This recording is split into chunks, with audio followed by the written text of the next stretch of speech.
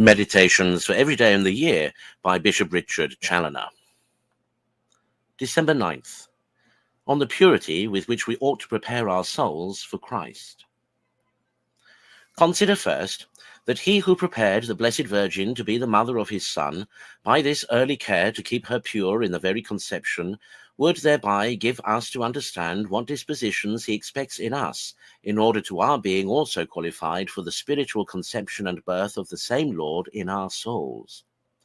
For as we could never have been happy if the Son of God had not been born into this world for us, so we never can be happy if he be not also spiritually received and born in us.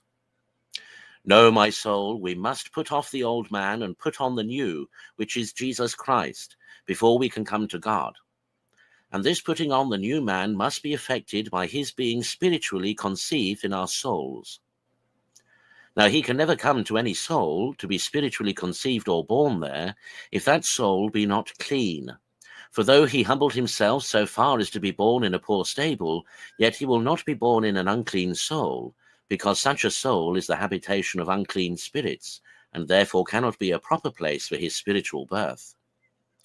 It is then by cleanness of conscience and purity we must prepare the way of the Lord, if we hope to have a share in the happiness he offers us by his incarnation and birth. Without this, his coming will be to our condemnation.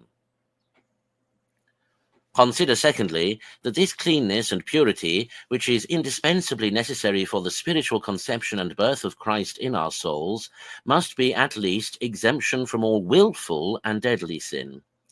For wherever willful and deadly sin resides, there is the seat of Satan. There he resides and reigns, and consequently there can be no room for the birth of Christ in such a soul.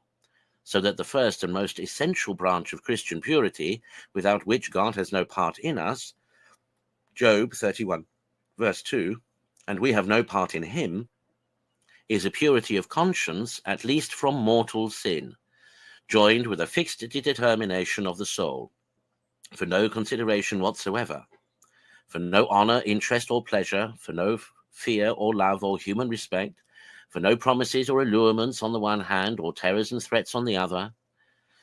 In total, for nothing that the world can either give or take away, ever to consent so much as in thought to any such sin. Christians, what are your conditions to welcome Christ? Are you in a settled resolution to give up the dominion of your souls to this great King who desires to be born there and to live there?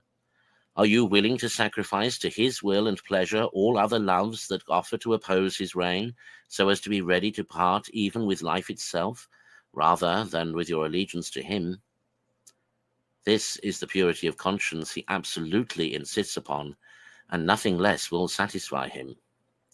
If you are not in this disposition, you are none of his, and he will not be born in you.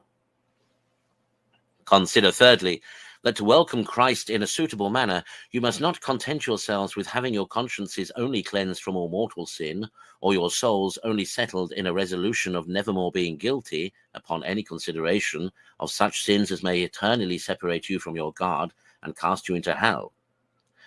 This is but a low degree of Christian purity, and those that aim no higher are in great danger of not even arriving so far.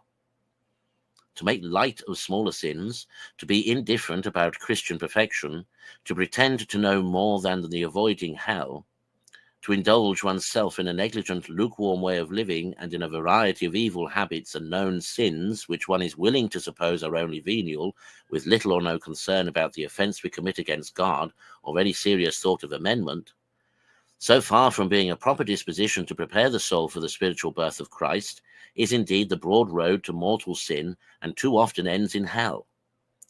A generous Christian, and one that is a true lover of his God, does not stand to inquire whether the doing of this or that will send his soul to hell or not. It is enough to determine him to avoid it with all his power, to know that it offends his God, whom he loves with his whole heart, and therefore he dreads more the doing anything that is displeasing in his eyes than either death or hell itself. My soul, are these thy dispositions? Conclude to make it thy business, now at least, to labor for this perfect purity of conscience, not only from all deadly sin, but also from all known deliberate venial sins, and much more from indulging thyself in the habit of any such sin, For how canst thou expect that infinite purity should be willing to take up his abode in thy soul, if thou art not careful to keep it clean, at least from all wilful and affected stains?